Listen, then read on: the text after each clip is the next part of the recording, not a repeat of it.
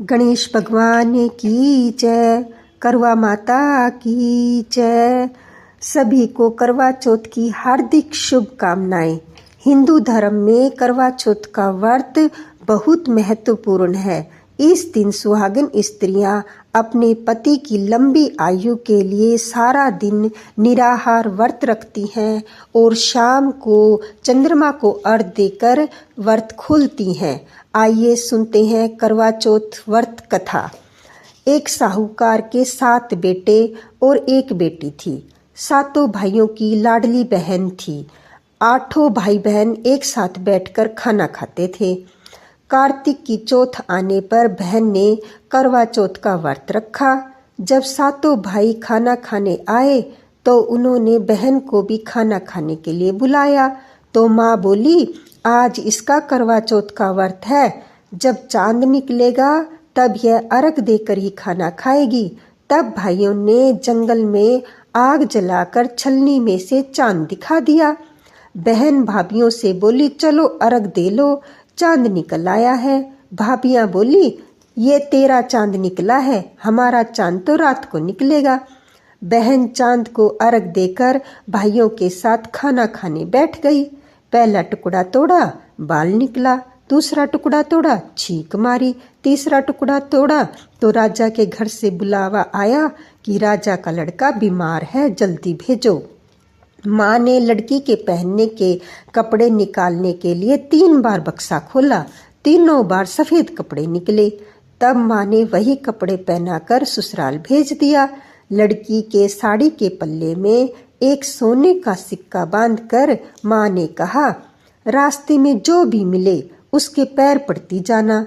जो तुझे तेरे सुहाग का आशीष दे उसको यह सिक्का देकर अपने पल्ले में गांठ लगा लेना।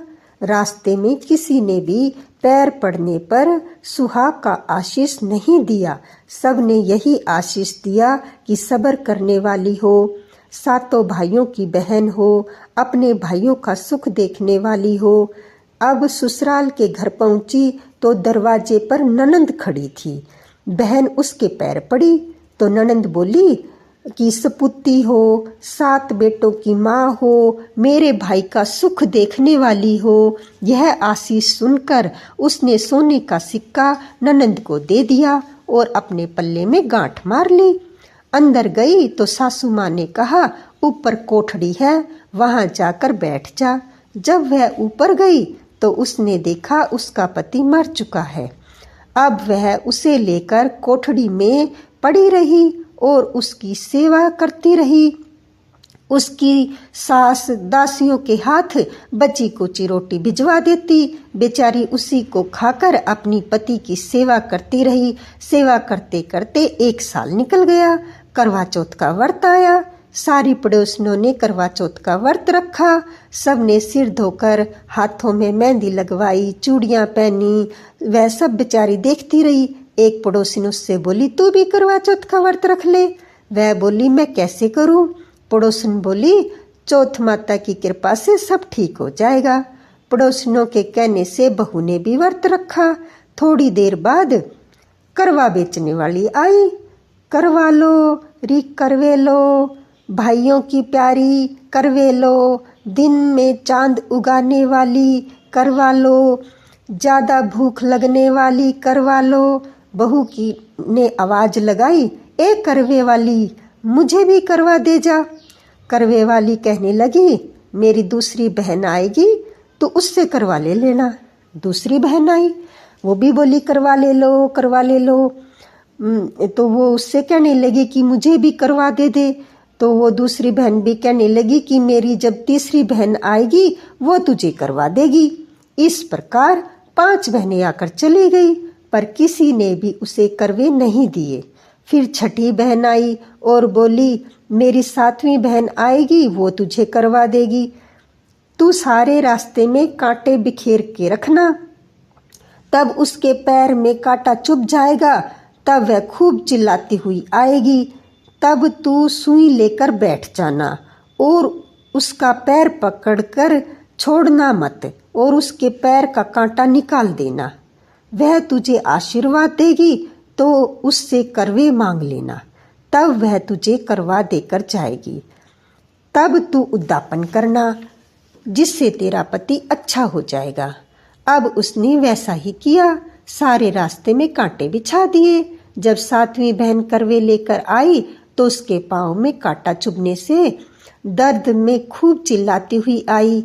बहू ने उसका पैर पकड़कर छोड़ा नहीं और उसका कांटा निकाल दिया। तब उसने आशीर्वाद दिया तो बहू बोली, जब तुमने आशीर्वाद दिया है तो करवे भी देकर जाओ। सातवीं बहन बोली, तूने तो मुझे ठग लिया। यह कहकर चौथ माता ने उसे आंखों में से काजल, नाखूनों पर से मेहंदी, मांग में से सिंदूर और चितली उंगली का छींटा और साथ ही करवे भी दे दिए। अब करवे लेकर बहू ने उद्यापन की तैयारी की और व्रत रखा। राजा का लड़का ठीक हो गया और बोला, मैं बहुत सोया। वह बोली, सोए नहीं, 12 महीने हो गए आपकी सेवा करते करते। कार्तिक की चौथ माता ने सुहाग दिया है। उसका पति बोला, चौथ माता का उद्यापन करो। अब उसने चौथ माता की कहानी सुनी, उद्यापन कर खूब सारा चूरमा बनाया और जीम कर वे दोनों चौपड़ खेलने लग गए। इतने में उसकी बांदी तेल की बनी पूरी सब्जी लेकर आ गई। दोनों को खेलते देखकर सासू से जाकर बोली, महलों में खूब रौनक है, तुम्हारे बेटा बहुत चौपड़ खेल रहे हैं। इतना सुनकर सासू देखने आई। दोनों को देखकर वह बहुत खुश हो गई।